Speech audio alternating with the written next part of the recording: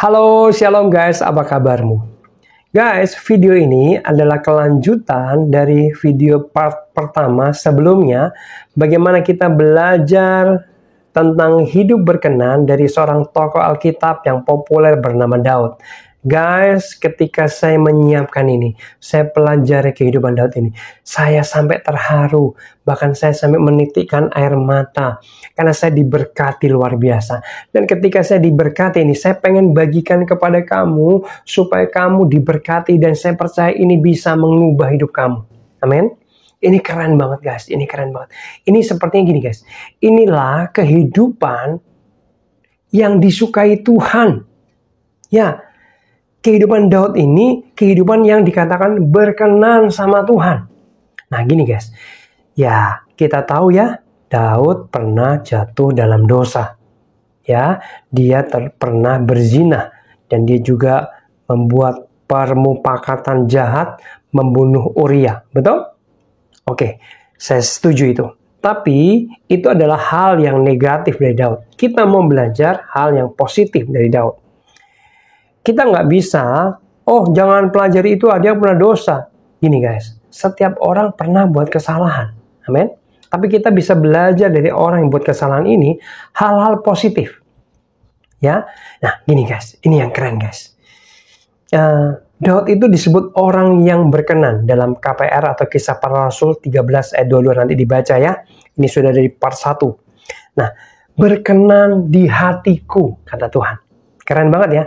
Jarang guys, orang yang disebut secara langsung oleh Tuhan berkenan di hatiku. Setahu saya hanya Daud dan Tuhan Yesus. Gak ada yang lain. Jadi ini spesial di mata Tuhan guys. Ya, nah ternyata saya pelajari guys, kata berkenan kepada Tuhan itu artinya luar biasa. Berkenan itu punya arti menyenangkan Tuhan. Berkenan itu punya arti menyentuh hatinya Tuhan. Berkenan punya arti menyukakan Tuhan. Berkenan punya arti membuat Tuhan itu kagum. Berkenan mempunyai arti menyentuh hatinya Tuhan. Oh my God! Berkenan bukan sekedar baik guys, tapi yang tadi itu lebih dalam lagi. Ya. Nah guys, dengan cepat aja, karena ini juga ada di video pertama. Gak apa-apa ya. Nah gini guys, Tuhan itu sepertinya gak bisa move on dari Daud ketika Daud sudah puluhan tahun bahkan ratusan tahun mati guys. Ini Daud sudah mati lama nih. Ya, tapi ketika ada seorang tokoh muncul yang bagus guys, Tuhan sepertinya bilang begini guys, kamu bagus sih, bagus, tapi gak seperti hambaku Daud. Gitu guys. Muncul tokoh hebat lagi. Kamu bagus sih, tapi nggak seperti hambaku Daud lah. Hambaku Daudnya itu sudah mati lama. Tapi Allah masih membanding-bandingkan, mengingat-ingat tentang Daud. Guys, bayangin ya, saya temukan ada 17 kali di Alkitab kata-kata seperti ini guys. Tidak seperti hambaku Daud. Itu ada 7 kali. Lalu oleh karena hambaku Daud, itu ada 9 kali. Oleh karena perjanjianku dengan Daud, itu 1 kali. Guys, saya menemukan 17 kali. Artinya, bisa kemungkinan lebih dari itu. Mungkin ada orang lain yang bisa menemukan lebih dari 17 kali. Guys, keren gak sih? Ya, bayangkan, Daudnya sudah mati lama, tapi masih terkesan yang dalam kepada hatinya Tuhan. Guys, berlebihan gak sih? Kalau saya bilang gini, kayaknya di hatinya Tuhan masih membekas pribadi Daud. Amin. Ketika muncul bagus ya. Dibandingin langsung sama Daud. Gak seperti hambaku Daud. Begitu guys. Oh my God. Ya. Nah, lalu yang keren yang selanjutnya adalah, pernah nggak dipelajari jumlah pasal di Alkitab dari tokoh-tokoh Alkitab? Abraham dan Yusuf itu ditulis di Alkitab sebanyak 14 pasal, guys. Banyak ya? Banyak ya. Yakub ditulis di Alkitab 11 pasal. Elia 10 pasal. Kamu tahu Daud berapa pasal? 66 pasal. Oh my God, banyak banget. Abraham yang luar biasa itu aja cuma 14 pasal. Daud 66 pasal, guys. Guys. Sepertinya Tuhan mau ngomong gini. Hidup yang seperti ini loh, aku suka. Aku tuliskan banyak-banyak di Alkitab untuk kamu pelajari ya. Hidup yang seperti Daud ini yang aku suka. Kayaknya Tuhan mau nyampaikan itu, guys. Dan hari ini kita belajar dari kehidupan Daud ini. Amin. Nah, guys, apa-apa aja yang dilakukan Daud sehingga itu menyentuh hatinya Tuhan, membuat dia berkenan sama Tuhan. Di video 1 sebelumnya itu ada 3 bagian yang saya sampaikan, yaitu Daud ingin membangun rumah atau bait Allah bagi Tuhan. Ya, yang kedua, Daud memuji-muji Tuhan 1 hari 7 kali. Sudah saya jelaskan di video pertama. Yang ketiga, Daud menari sekuat tenaga kayak orang kesurupan untuk Tuhan. Ya, dan hari ini atau video ini saya akan membahas yang keempat, yaitu Daud mempersembahkan air perigi Bethlehem yang didapatkan oleh triwiranya dengan mempertaruhkan nyawa mereka. Jadi gini guys, satu kali Daud itu sedang kongko. Tahu kongko? Nongkrong lah kira-kira gitu ya. Dengan 3 triwiranya. Jadi mereka berempat nih. Ngopi-ngopi di Starbucks kira-kira gitu. Ya santai gitu. Lalu Daud itu hanya ngomong yang sebenarnya bisa dibilang nggak terlalu penting. Daud ngomong gini. Kalau bisa minum air dari perigi Bethlehem sana, seger. Karena dia pernah minum dulu. Dia cuma ngomong gitu doang, guys. Dia nggak minta, dia nggak memerintahkan. Dia nggak nyuruh untuk ambil ya, harus ambil. Toh Daud nggak minum air perigi hari itu, dia nggak apa-apa. Bukan kebutuhan yang mendesak, bukan kebutuhan yang primer. Betul? Tapi lihat baik-baik. Tiba-tiba 3 triwira itu seperti toleh-tolehan, guys. Saling pandang. Yuk, mereka berangkat, guys. Ngapain? Mereka mempertaruhkan nyawanya, dikatakan. Bayangin, cuma buat air minum doang yang gak terlalu penting itu.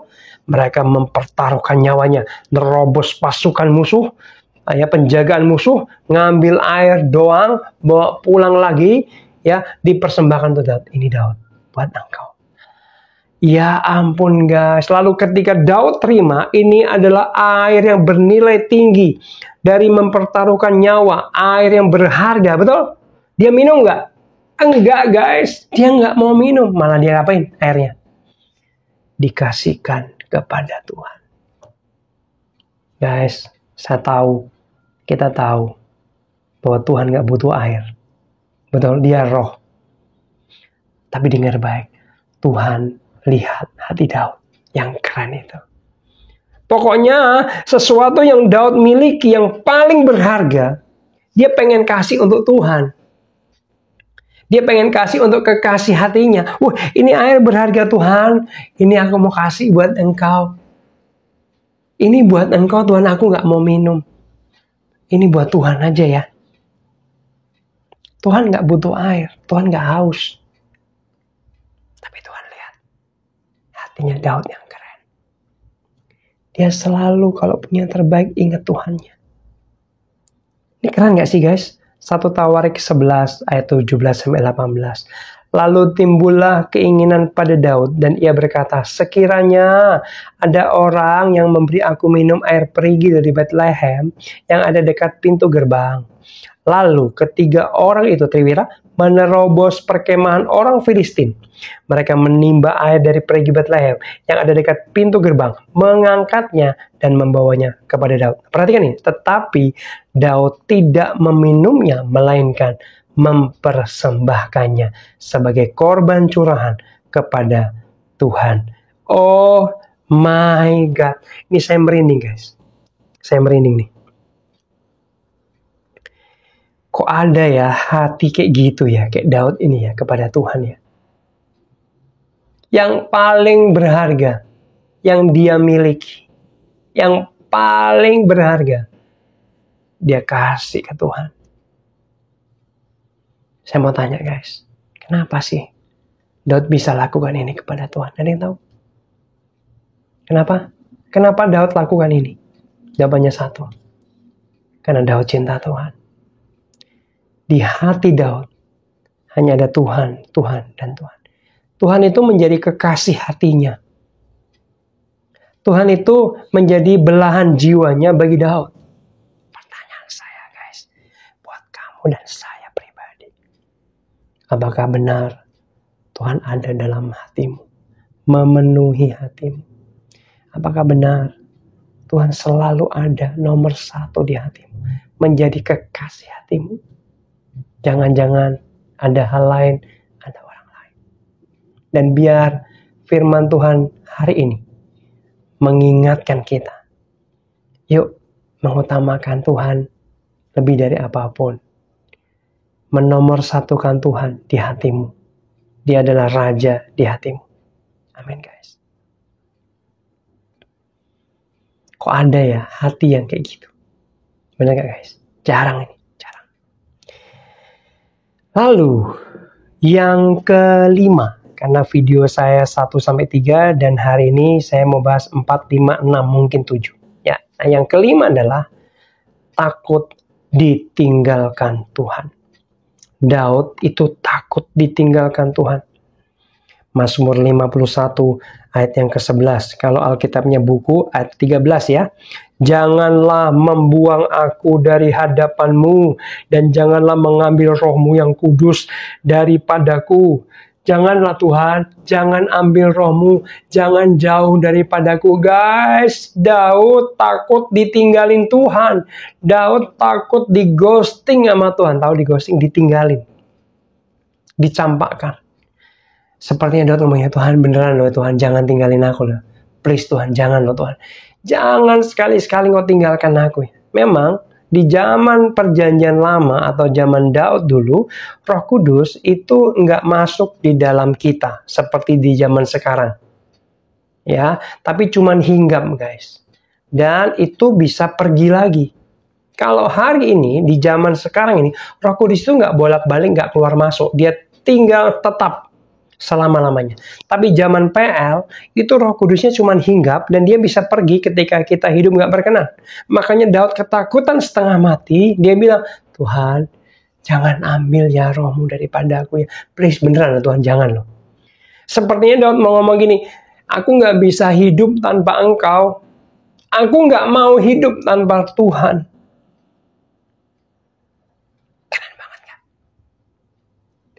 Dia selalu pengen deket Tuhannya. Oh my God, gak mau ditinggalin. Gak mau ya Tuhan, pokoknya gak mau loh Tuhan. Gitu kira-kira.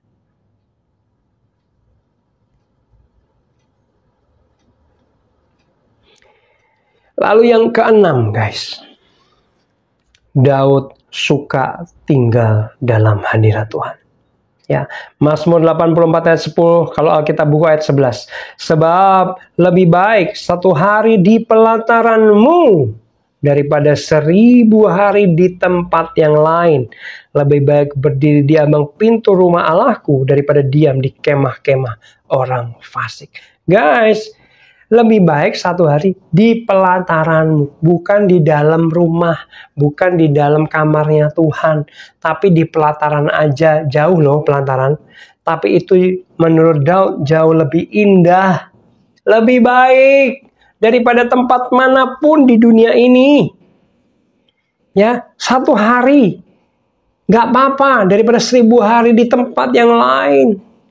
Coba guys, kamu punya cita-cita, keinginan pengen jalan-jalan wisata kemana? Ke luar negeri, tempat yang indah, Menara Eiffel, ya, air terjun yang besar itu, atau kemana? Keren-keren kan? Ya, mungkin ada 7 atau 8 keajaiban dunia. Itu keren. Cuman Daud lebih milih, lebih baik 1 hari aja di pelataran Tuhan. Daud suka tinggal dalam hadirat Tuhan. Ya, dia nggak pengen jauh-jauh dari Tuhan. Ya, Daud begitu menikmati keintiman dengan Tuhan, guys. Oh my God. Daud suka berdua dengan Tuhan. Membangun keintiman, ngobrol dari hati ke hati, dekat sama Tuhan. Oh my God, oh my God. Dia suka tinggal dalam hadirat Tuhan.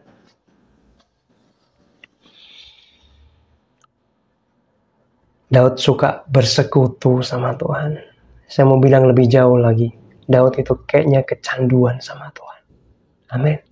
Ya, hati saya ini masih krenyes guys kalau ngomongin hidupnya Daud kepada Tuhan ini. Ya, saya nggak tahu hatimu, tapi saya merasakan ya ampun, ini keren banget. Hatinya Daud tuh keren banget. Ya. Daud itu kecanduan akan Tuhan. Daud itu kecanduan akan hadirat Tuhan. Dia suka banget bersekutu dengan Tuhan. Dia suka banget berdua. Dia suka banget intim dengan Tuhan. Gak ada tempat yang lebih menarik bagi Daud selain bersekutu dengan Tuhan. Sekali lagi pertanyaan saya buat saya sendiri dan kamu adalah, kapan terakhir kita benar-benar merindukan Tuhan? Kapan terakhir kita benar-benar menginginkan Tuhan?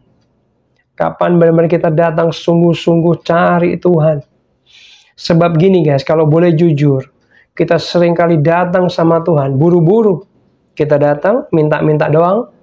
Tuhan, aku minta ini, berkati ini, tolong ini, lindungi ini, sertai Tuhan, tolong Tuhan, tolong Tuhan, tolong Tuhan, amin, pergi. Kita benar-benar, kita nggak benar-benar menginginkan pribadi Tuhan. Kita hanya datang dengan keperluan kita, kepentingan kita, keinginan kita, permintaan-permintaan kita, tanpa kita menginginkan pribadinya Tuhan. Boleh guys, sekali-sekali saya sarankan, sekali-sekali aja kita datang sama Tuhan gak minta apa-apa. Tuhan, aku datang sama Tuhan kali ini, aku gak minta apa-apa ya Tuhan. Aku cuman pengen ketemu Tuhan. Aku cuman pengen menikmati berduaan dengan Tuhan. Aku cuman pengen bersekutu dengan Tuhan, dekat dengan Tuhan. Aku pengen menikmati hadirat Tuhan, menikmati pribadi Tuhan yang menakjubkan itu. Nggak pengen yang lain. Sekali-sekali buat yuk guys. Kasih waktu yang terbaik. Ya, setengah jam. Atau mau 1 jam silahkan. Hati kita, kekuatan kita untuk Tuhan saja. Amin. Saudara diberkati. Yang ketujuh yang saya mau bagikan, bagaimana kita belajar dari Daud yang disebut berkenan sama Tuhan adalah saat Daud tidak memahami Tuhan atau tidak memahami Allah. Dungu seperti hewan, tetapi dengar baik. Daud tetap memilih percaya dan dekat sama Tuhan. Mazmur 73 ayat 22 sampai 23. Aku dungu dan tidak mengerti, seperti hewan aku di dekatmu, tetapi aku tetap dekatmu, engkau memegang tangan kananmu. Guys, kalau boleh jujur, bukankah dalam kehidupan kita seringkali kita nggak ngerti kenapa hal itu terjadi dalam hidup kita, betul nggak? Mungkin ada masalah. Kok bisa ya saya ngalami kejadian ini? Bukankah saya sudah percaya, sudah doa, sudah ibadah, rajin, sudah pelayanan bahkan. Kenapa saya ditimpa masalah ini? Guys, sering kali kalau boleh jujur, kita nggak ngerti pikirannya Tuhan. Kita nggak ngerti kenapa terjadi. Betul? Daud bahasanya keren. Dungu. Dungu kayak ini ya, Rocky Gerung ya. Dungu, Tuhan aku dungu, bahkan ditambahin Daud, seperti hewan aku, seperti binatang aku, gak bisa mengenal engkau. Tapi yang keren adalah Daud tetap memilih dekat dengan Tuhan. Seperti gini. Nggak ngerti, nggak masalah. Tapi tetap memilih dekat. Nggak ditolong, nggak masalah. Dungu kayak hewan, nggak apa-apa. Yang penting, aku tetap dekat Tuhan. Aduh guys, saya merinding lagi nih. Oh my God. Daud nggak peduli apapun yang terjadi dalam hidupnya. Ya, dia nggak paham, nggak apa-apa deh Tuhan. Dia nggak ditolong, nggak apa-apa deh. Dia dungu, nggak apa-apa deh, kayak hewan deh. Yang penting aku mau tetap dekat Tuhan. Gils, ini bahasa anak saya, gils. Aduh, keren banget. Tapi aku nggak mau jauh, aku mau dekat sama Tuhan. Apapun yang menimpa, silahkan Tuhan.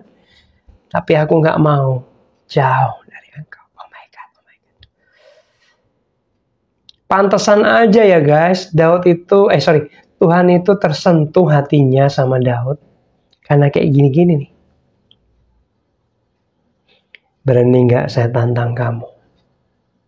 Apapun yang terjadi dalam hidupmu. Mungkin kau nggak ngerti tentang kehidupan ini. Kenapa masalah itu terjadi. Ya, mungkin kamu nggak bisa paham. Kamu dungu, kamu lemah, kamu seperti hewan.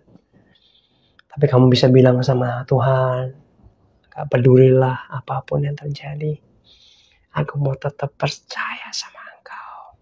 Aku mau tetap dekat sama Engkau. Ada istilah, sekalipun kita ke neraka, asal bersama dengan Tuhan, it's okay, tidak masalah. Setuju? Saya setuju banget. Kemanapun kita pergi, gak masalah. Asal ada Tuhan beserta dengan kita. Neraka pun akan jadi sorga.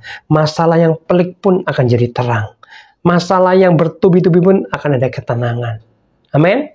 Yang penting dekat dengan Tuhan Yesus. Yang penting disertai Tuhan Yesus. Yang penting ada Tuhan Yesus di sebelah kita. It's okay.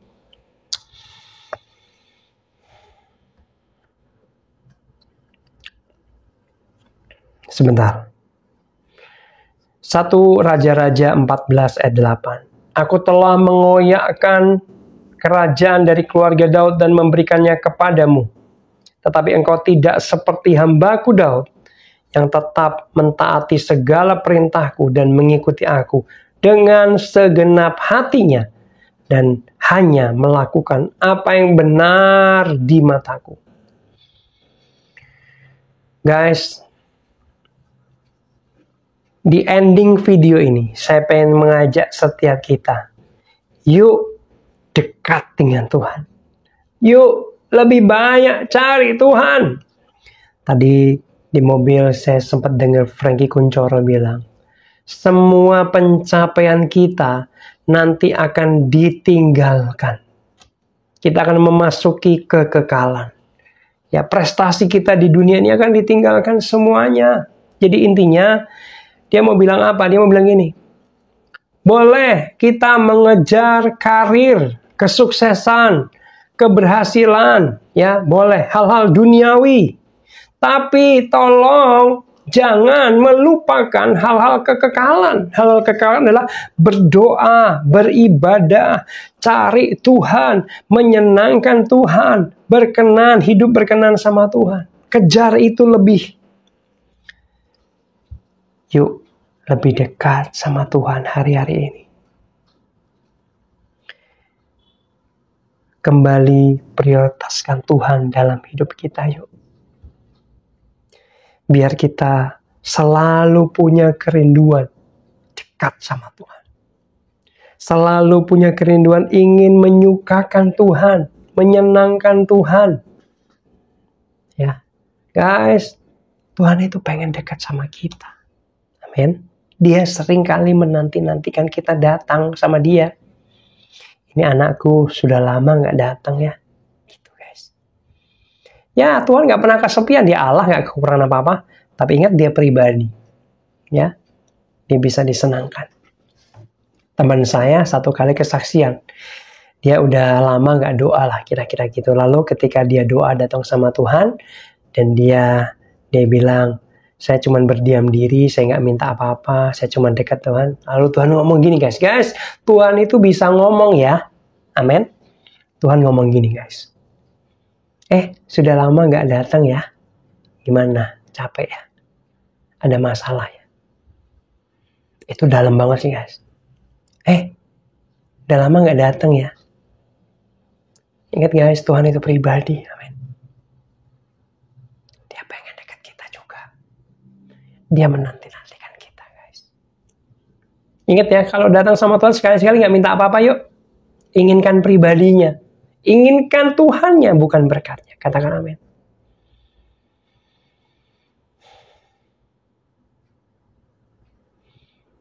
Doa bersama dengan pasangan, bersama dengan keluarga, doa di gereja, beribadah bersama-sama jemaat di gereja, itu bagus.